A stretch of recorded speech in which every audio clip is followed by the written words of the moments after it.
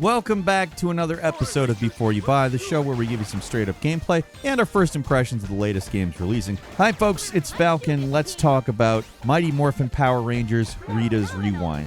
Streets of Rage 4 may have gotten the ball rolling, but the game that's truly inspired the next generation of beat-em-ups has got to be Teenage Mutant Ninja Turtles. That's the game that set the formula. Take a nostalgic 80s and 90s property and make a colorful, easygoing arcade adventure out of it. Now, Shredder's Revenge obviously had precedent back in 1991. There was Turtles in Time, which very much set the pace back in 1991 for this type of comic or children's TV crossover. I mean, even back then in the early 90s. That was an arcade game. It got ported all over the place. There was a straight SNES port. There was a Genesis port that changed a bunch of things to try to make it enough of a different game that Genesis had something exclusive, etc., etc. Anyways, here we are back in a situation where we've got this same kind of thing going on. As good as Shredder's Revenge was, a lot of these are not. And there are a lot of them. Like the Karate Kid one or the G.I. Joe one really aren't that great. So let me just say right off the top here that Rita's Rewind is one of the better ones. It's not as good as Shredder's Revenge. Not going to say it is. But if you're a beat-em-up fan, there is a lot to like here,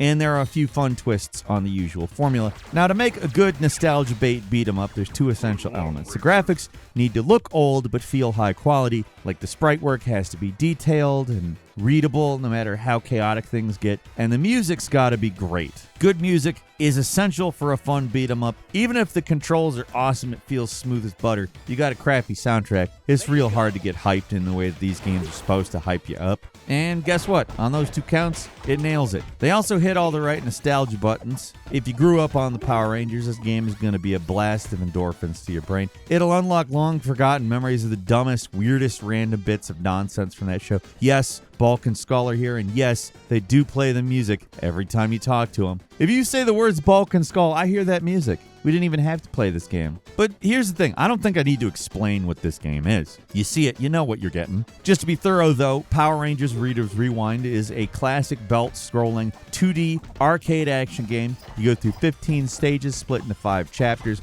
marching forward and beating the snot out of any poor putty patrol standing in your way. Some stages end with bosses that you have to beat up more, and it goes on like that till the credits. Simple premise, but when done well, it's extremely satisfying. These types of games are best played co-op, so I did manage to wrangle a buddy for this review. Good old-fashioned couch co-op of a beat-em-up is nothing better. At least that's how it should be. I definitely recommend the couch co-op, playing this game with a friend, but I also kind of don't because there are complications, and let's get into that. One big issue with this game is currently the amount of people you can play with. The whole deal with the Power Rangers, there's 5, well, 6. You unlock the Green Ranger after beating the game, but at least on PlayStation where I played the game, there's no way to actually play with all 5 Rangers at the same time. This makes the multiplayer situation kind of confusing, so let's tear the band-aid off right now. Currently, you're limited to 2 players, and right now, the only 2 versions of the game that can play online are PlayStation and Steam. 5-player local co-op is supported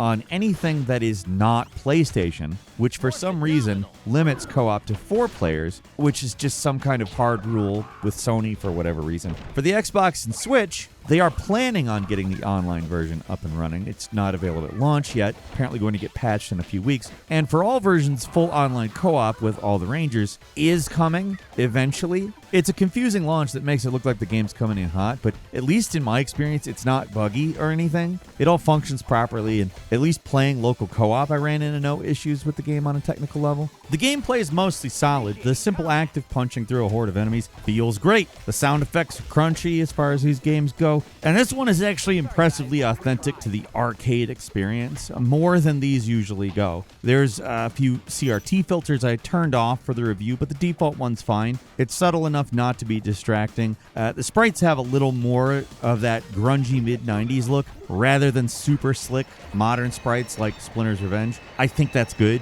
The voice acting's perfect. It has that tinny, hollow, bit-crushed sound. Very 11 kilohertz rather than 22 or 44 sounding. Very era appropriate. It's also stupid, but I really couldn't help but laugh. It's actually really funny how intentionally crappy the voices sound, and that's a compliment. I like that. If there's one negative I can give about the presentation, it's that the levels are a little generic. They're not bursting with detail like in a lot of other beat-em-ups. they do at least cover memorable Power Rangers locations. Like, they know what they're doing starting the game off in a quarry. If this was really accurate, half of the game would just be the quarry level. But there's city streets, there's a park, the Angel Grove nuclear waste dump, which, let's be serious, there aren't nuclear waste dumps like that. But this was the 90s, right? As for the bosses, there's a good selection. They're drawn from the more popular monsters of the early days of the show. Good lineup, but where's Pudgy Pig? Where's the Pumpkin Rapper or King Sphinx? Yeah, they did bring in some of the cooler designs and a few amusing goofballs like Chunky Chicken, but I speak for everyone. It would have been literally perfect to have a Pumpkin Rapper stage, like with an anti-Power Rangers diss track playing over it. Come on. Little idea for the sequel, guys. No need to credit me on that one. There is a plot, almost forgot to mention. So the premise is that Robo-Rita, which is Rita Repulsa from the future, might I add, just so you know, she goes back in time to assist original flavor Rita from the 90s to help her defeat the Power Rangers. So while this game is mostly drawing from Season 1 stuff, they do bring in elements from later series, and there's a time mechanic that comes into play occasionally. I don't think they fully utilize the premise. Again, to mention Turtles in Time, how do you excuse a bunch of totally anachronistic levels that are insane and awesome? Well, Turtles in Time does it perfectly by utilizing that time mechanic a lot, but this mostly feels like a regular old Power Rangers beat 'em up. Mostly takes place in one era. There's a few new enemies once in a while. There's some robot stuff around. The time crystal might get rolled in, so you got a punch or a time thing. It's a well-done effect, but it doesn't really change a lot. Whereas with Turtles in Time, you went back to prehistoric era and you got to fight frickin' dinosaurs. Think about that. Like I said, the locations are accurate to Power Rangers, if a little generic. And if we had fully leaned into the whole, this is Turtles in Time, but with the Power Rangers thing that it sounds like this game is going to be, it would have been better. That isn't to say this isn't a great game. It is a great game. But that feels like a serious missed opportunity to me, especially knowing the heritage of this particular type of beat 'em up. Now, that isn't to say it is strictly that, though. It does actually do some new things, which might be a little divisive, because there's a few different types of stages. There's the usual walk and brawl ones, the ones that are the bread and butter of this genre, but they get broken up with Zord piloting levels, and they're kind of inspired by Space Harrier.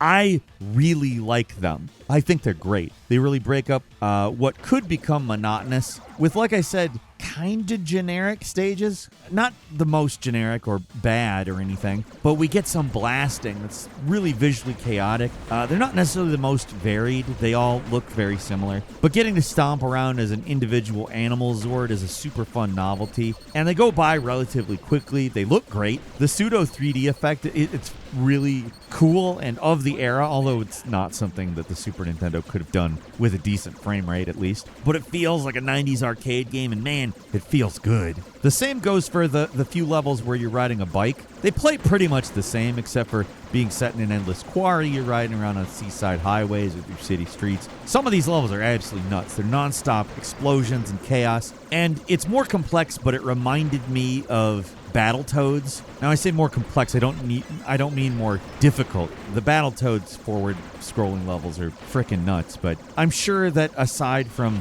Space Harrier, that is where these levels' inspiration came from. Like, in a lot of ways, they really took some of the best stuff from many eras of the beat 'em up and brought it in and did it well. The final gameplay change is the Megazord. You gotta have Megazord action in a Power Rangers game, especially if you've got regular Zord action. I like the idea, but in execution, it's not great. It can be a little frustrating, even. Basically, it's a punch-out. You're first person piloting the robot, and you can press 2 buttons for punching. And you can string it together into combos, press left and right to dodge. To defeat bosses in this mode, you have to charge up the power sword by punching a lot, and it always plays out exactly the same. There's 4 bars that need to be filled, and once that's over, you get the sword and you instantly win. It feels more like a little bit of a mini game than another mode, and I kind of don't love that. I feel like it could have been a fun little victory lap, but they kind of made it weird, especially if you got more than one player, because if you get hit, and that is going to happen, the timing on the dodging attacks, it's tight, so prepare for it. But the control of the Megazord gets handed off to the next player.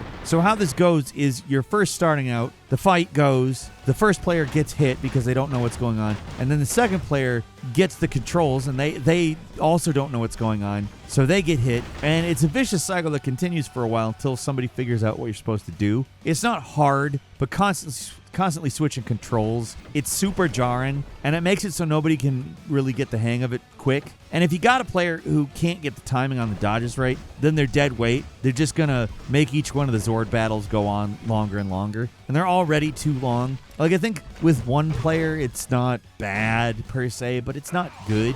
There's only 3 of them in total. The first fight's the easiest, but they're excruciating playing with multiple people. And that's with 2 players. I played it with 2. I cannot imagine trying to get through these fights with 4 or more players. It just sounds like a recipe for a disaster, or a recipe for somebody to rage quit, or just get bored or annoyed enough to want to stop just because of these, because everything else pretty much works how I would want it to. And the last one of these fights is especially brutal. The amount of projectiles they shoot at you is just absolutely nuts. I'm not sure it's possible to dodge all of it. These fights need to be easier. I like the idea behind them, but in practice, they're too frustrating with more than one player. And you should be playing these games with more than one player. This game is not Streets of Rage 4 with enough depth that you can get by playing it yourself. Or like something like the Scott Pilgrim versus the World game. I can play that alone and be psyched. Those are like standout examples, though. Even the best among this genre aren't really designed for one player. And speaking of depth, the general gameplay mechanics are kind of basic as far as modern beat-em-ups go. You got punches, a dodge, an air attack, a ground pound, and a screen-clearing nuke you can trigger when the meter's full. All this stuff works well. The dodge is especially handy, might I add. But one disappointment is that the Rangers just play the same. They're all the same. They animate differently, which is cool. They use different weapons in some of their attack strings, but they all move at the same speed. They have the same health. Special moves are functionally the same. Their skins, more or less, which is disappointing compared to Shredder's Revenge, where they made every character feel unique instead of being palette-swapped turtles, which is how Turtles in Time was. There's also no weapons, which is a staple of the genre, to be frank. Yes, it would be weird for the Rangers to break open a box with a switchblade in it, but they could have done that. They could have added a little power-up that lets you use your Ranger's weapon for a little while, just to mix things up. There's a power-up that makes you super fast and invulnerable, which is always satisfying in these games, but having just a little bit more, like, because the Rangers did have weapons. It's weird that they don't have weapons here. But in terms of replayability, it's not the most robust. You beat the game, you unlock the Green Ranger, that's fun. But beyond that, there are not a lot of unlockables. There's arcade cabinets in the juice bar, which are amusingly retro, but not something I spend a ton of time with. There's level completion challenges and an extra tough difficulty mode that unlocks after finishing hard mode, but that's it. There's not much else here. It is longer than your classic beat 'em up, but you can easily finish the game in about 2.5 hours. And yeah, that's part of the appeal of these games. You don't want them to be too long. But it would have been nice to have some kind of incentive for players to go for another round. It's not a perfect game, as I think I've made pretty clear up to this point, but it is a great game. It is mostly very, very fun. The Megazord battles drag on with more than one player. They're not fantastic with one player either, but everything else is great. The pixel graphics are excellent, especially the driving levels. The beat-em-up fundamentals, they're all here. The nostalgia buttons are all pressed in real hard. If you don't have any nostalgia for the Power Rangers, I don't know what you're going to make of it, because it was a bizarre show, and it was really bizarre way back in the beginning when they were just kind of figuring out how everything ties together when it doesn't seem to. But hey, punching things is fun. Driving and shooting things is fun. The music is pumping, and the dialogue is appropriately cheesy. It's not as good as Shredder's Revenge, but in the grand scale of modern beat-em-ups, it's still one of the better ones. It's a little pricey at $35. Honestly, probably more appropriate at $20 for what we're getting here, but that's not what it's priced. It's $35. That's, I guess, beat 'em up pricing for you. It's the nostalgia tax. Play it with a friend who knows their way around a timed dodge, because it's going to be tough if they don't, but if they do, man, you're going to have a good time. That's all for today. Leave us a comment. Let us know what you think. If you like this video, click like. If you're not subscribed, now's a great time to do so. We upload brand new videos every day of the week. Best way to see them first is, of course, a subscription, so click subscribe. Don't forget to enable notifications, and as always, we thank you very much for watching this video. I'm Falcon. You can follow me on Twitter, Falcon Hero. We'll see you next time right here on gameranx.